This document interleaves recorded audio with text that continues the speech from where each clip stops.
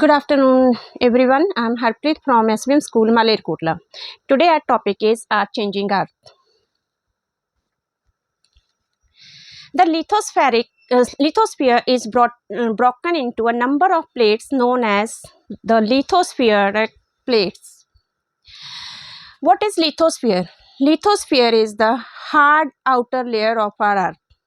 So this hard outer layer of the Earth is broken into number of plates, and these number of plates are known as lithospheric plates. These plates move around very slowly. This is because the movement of molten magma inside the Earth. ये सारी जो हमारी lithospheric plates हैं ये move करती हैं लगातार। इसका रीजन ये है कि ये हमारी धरती एक लिक्विड मैग्मा के ऊपर तैर रही है। The मॉल्टन magma in side the earth moves in a circular manner, और जो मैग्मा है लिक्विड मैग्मा ये सर्कुलर फॉर्म में घूमता है। The movement of these plates cause changes on the surface of the earth. तो ये जो मैग्मा के ऊपर हमारी धरती घूमती है तो इसकी वजह से हमारी धरती के ऊपर बहुत सारी चेंजेस हमें देखने को मिलती हैं। The forces which act in the interior of the earth are called endogenic forces, and the forces that work on the surface of the earth are called exogenic forces. तो हमारी धरती के ऊपर जो चेंजेस आती हैं ये दो तरह से आती हैं। फर्स्ट रीजन उनका एंडोजेनिक फोर्सेस जो कि धरती के अंदर होती हैं, एंड सेकंड रीजन उनका एक्सोजेनिक फोर्सेस हैं जो कि धरती के बाहर वाले फोर्सेस की वजह से आती हैं। Here you can see the diagram. Movement of the earth depends on earth movement, endogenic forces and the exogenous forces. Endogenic forces can be divided into two parts. Sudden forces means अचानक आने वाले forces, जैसे कि earthquake जिसका हम पहले से पता नहीं होता हमें, तो अचानक फोर्स लगता है और धरती के ऊपर चेंजेस नज़र आती हैं।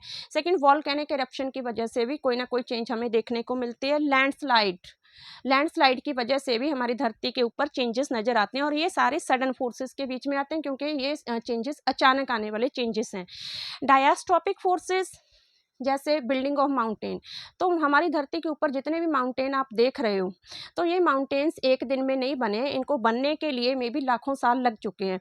तो ये स्लोली या स्लो मूवमेंट्स के अंडर आते हैं। तो ये चेंजेस जो माउंटेन्स वगैरह या फिर धरती के कुछ पार्ट एक जगह से दूसरी जगह शिफ्ट हो रहे हैं तो ये डायस्ट्रॉपिक फोर्सेस के अंडर आते हैं, मीन्स स्लो मूवमेंट, स्लो होने वाले चेंजेस हैं। Exogenic forces, erosional and depositional, तो इरोजनल एंड डेपोजिशनल चेंजेस हमारे rivers, wind, sea waves and glacier की वजह से आती हैं।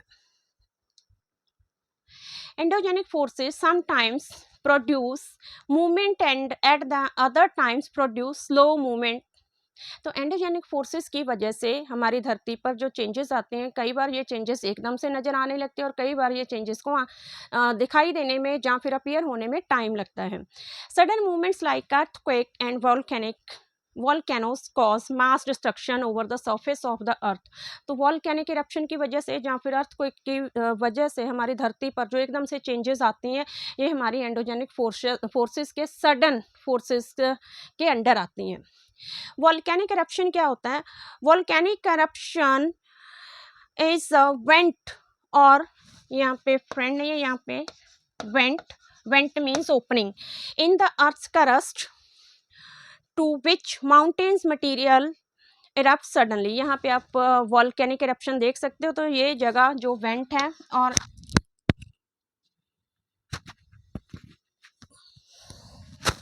शुरू से करो यहाँ से।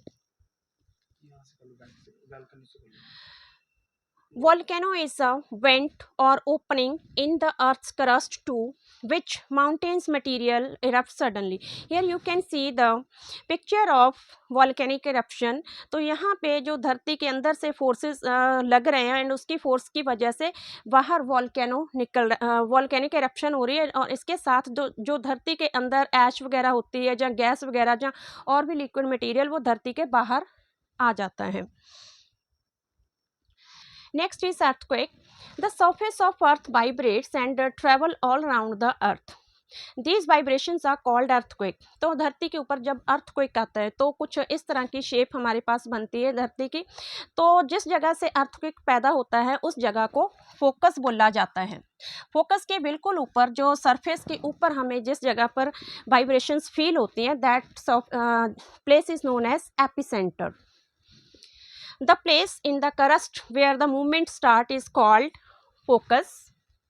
The place on the surface above the focus is called epicenter. Vibrations travel outward from the epicenter as waves. तो यहाँ पे ये जो आप वाइट लाइंस देख रहे हो ये वाइब्रेशन की वजह से होने वाली जो कंपन होती है धरती में वो है एंड इस कंपन्स को वेव्स बोला जाता है। Greatest damage is usually to the epicentre and the strength of earthquake decreases away from the centre. तो इस एपिसेंटर के आसपास वाइब्रेशन ज़्यादा होते हैं तो वाइब्रेशन स्ट्रांग होने की वजह से इस जगह के ऊपर नुकसान ज़्यादा होता है और जैसे जैसे हम इस जगह से दूर जाते जाएंगे तो अर्थक्वेक से होने वाला नुकसान जो है कम हो जाता है। An earthquake is measured with a machine called seismograph. तो अर्थक्वेक को एक मशीन के साथ नापा जा सकता है जिसको सिस्मोग्राफ बोला जाता है। Magnitude of earth is measured on the Richter scale और इसको कि कितनी ज़बरदस्त जो है हमें पुश लगा है, जब फोर्स कितना ज़बरदस्त आया धरती के ऊपर तो इसको रिक्टर स्केल के ऊपर नापा जा सकता है। जो कम से कम रिक्टर स्केल वाला अर्थक्वेक होता है जैसे 2.0 पे है तो इसका नुकसान बहुत कम होता है और कभी कभी हमें ये फील भी नहीं होते हैं। And earthquake over 5.0 can cause damage things falling. तो जो 5.0 रिक्टर स्केल का अगर फोर्स लगता है अर्थक्वेक के साथ तो बहुत सारी चीज़ें हमारे ऊपर गिर सकती हैं एंड इसके बिना अगर 6.0 हो या फिर 7.0 आ जाए तो ये माना जाएगा कि मेजर अर्थक्वेक था और इससे नुकसान हमारी धरती के ऊपर बहुत ज़्यादा होता है। तो इस तरह काफ़ी ज़्यादा चेंजेस हमें धरती के ऊपर देखने को मिलती हैं। अर्थक्वेक के बारे में वैसे हमें कभी पहले से पता नहीं चलता बट फिर भी हम अगर हमें थोड़ी बिफोर हैंड नॉलेज हो तो हम अर्थक्वेक से होने वाले नुकसान से अपना बचाव कर सकते हैं। Thank you, have a nice day.